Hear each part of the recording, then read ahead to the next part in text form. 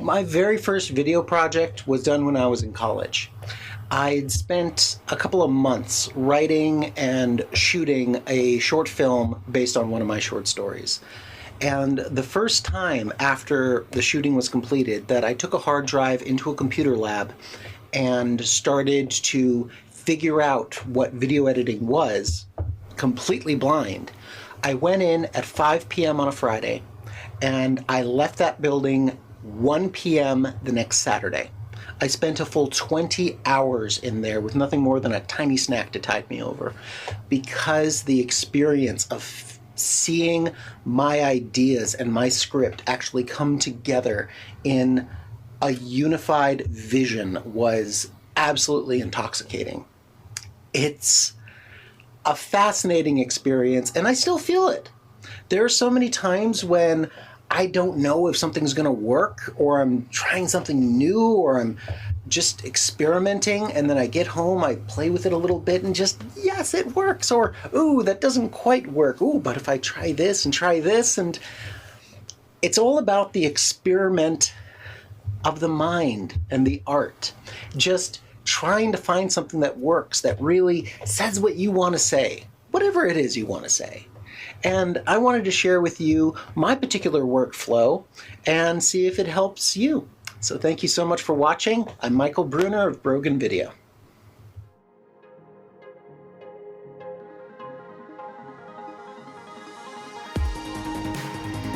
The very first thing you want to do is be incredibly particular and anal about how you handle the footage, because the worst thing that you can do is lose footage or put it someplace where you just forgot about it, or just any of those excuses. Those are unforgivable.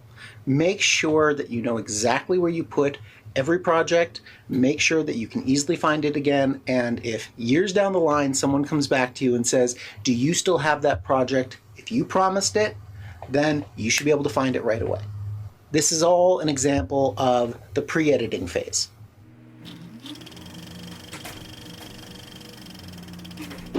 Pre-editing is as simple as taking the card out of the camera, slip it into your computer, and downloading it.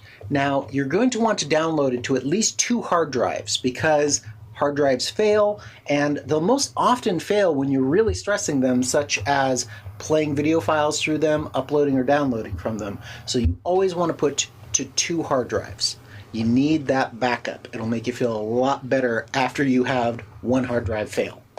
Secondly, you need to rename all your footage. Now, every camera has its own naming convention. Some of it's with numbers, some of it's much more complicated, but once you have dozens of clients in a single place and you want to look up a bit of footage, I've had it happen where multiple users of the same camera, their file names, which was picked by the camera, started to duplicate one another. So I was looking for clip 771, and I was finding this when I was supposed to be looking for that, and it was really hard to go back and separate them. Always rename everything. Give it a unique name. Give it the client's name or the project's name, give it a unique number, and give it a date of when it was recorded. Make that very easy to search for, whether that be in a Finder window or through a more complicated program. Absolutely essential. Doesn't seem like much, but it will save you.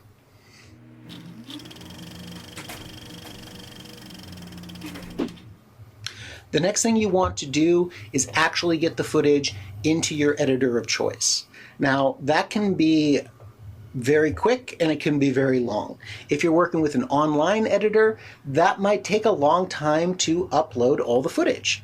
And if you're working with an editor on your direct computer, that could still take a while for it to acknowledge every clip that you're taking in. Different editors have different run times, and of course there's lots of different footage out there. What you absolutely need to know is that editors are all made to work with a single video format.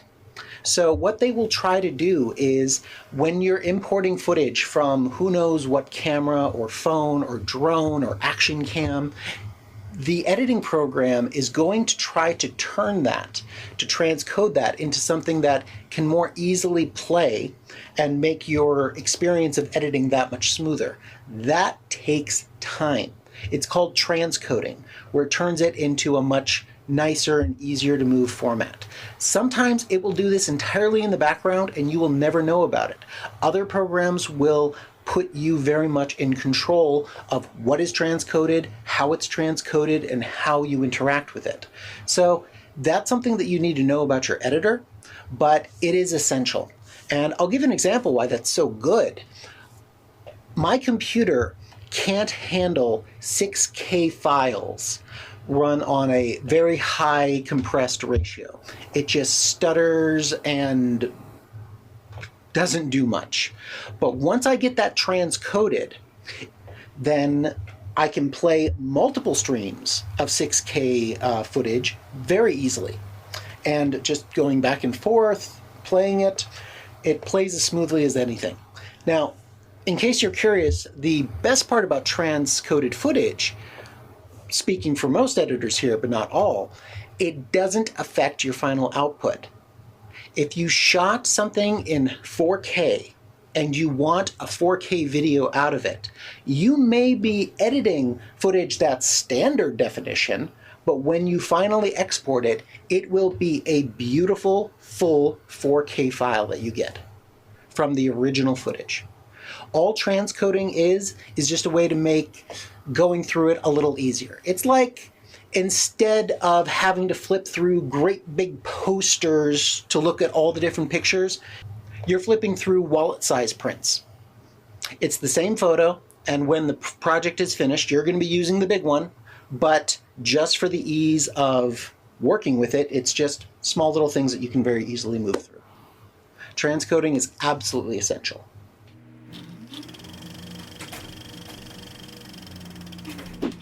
The next thing that you're going to want to do is actually make your selects. That is a matter of going through all the footage that you shot and picking the shots and even the parts of shots that you think are best. Now, I will always trim off the very end and the very beginning of a shot because that's always where there's a little shake from the camera finding its place and me hitting the record button. I always want just the middle, even in a perfect shot. And of course, I'll get multiple takes of really good shots. So I'll watch them all and I'll say, I like shot 2. But if there's some reason why I like multiple shots, or I think both of them have something interesting about them, then I'll make a favorite of both of them. The idea is when you're actually editing, all you're looking at is your selects. You're not looking at any of the other footage, whether that was a moment when you just dropped your camera and you're just recording the ground, or you recorded multiple times and it was a little out of focus. All that stuff you're never going to have to look at again. It's not going to go away. You can go back to it at any time, but it's not going to be filling up your eyes and your brain power while you're actually editing, and that's the important part.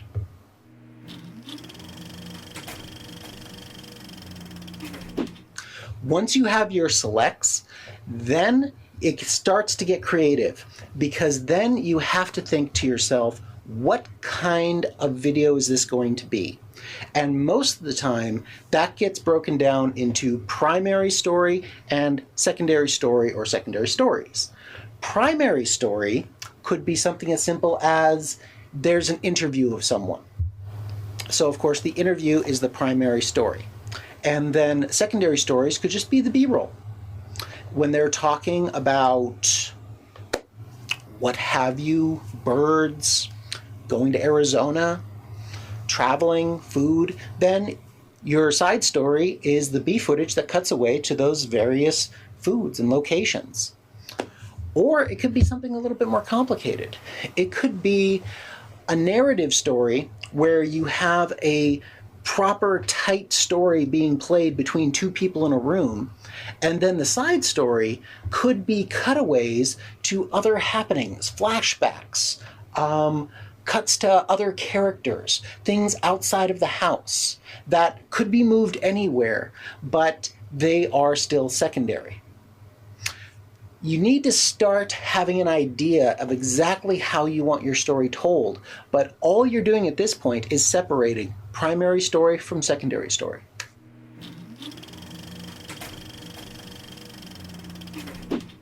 I've heard of editors, professional editors, that while they are doing video editing, they will also be laying down temporary audio tracks constantly.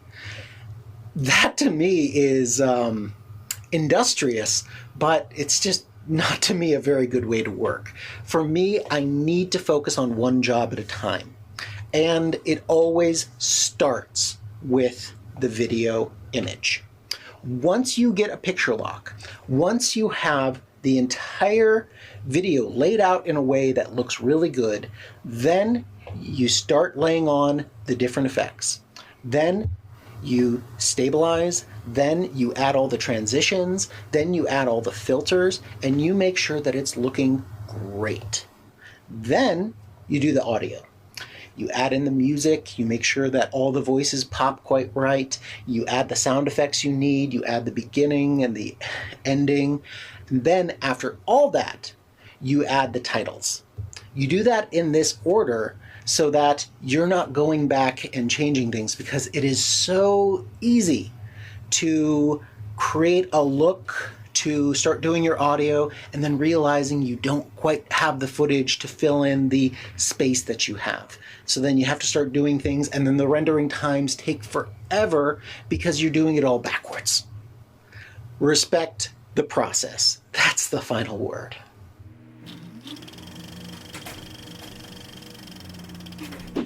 Always keep a copy of your project for yourself.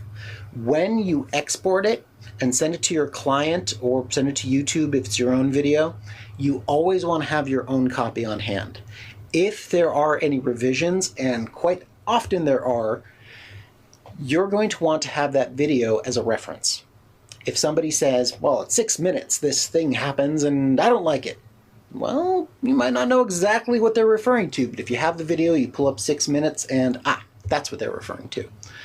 You also want to make it very easy for yourself to make revisions. If you have the original project with all the original footage, it is usually very easy to swap out one shot, change a little lettering, all those sort of things. If the video is already finished and everything's baked together, it can be very difficult to isolate individual elements against a whole backdrop.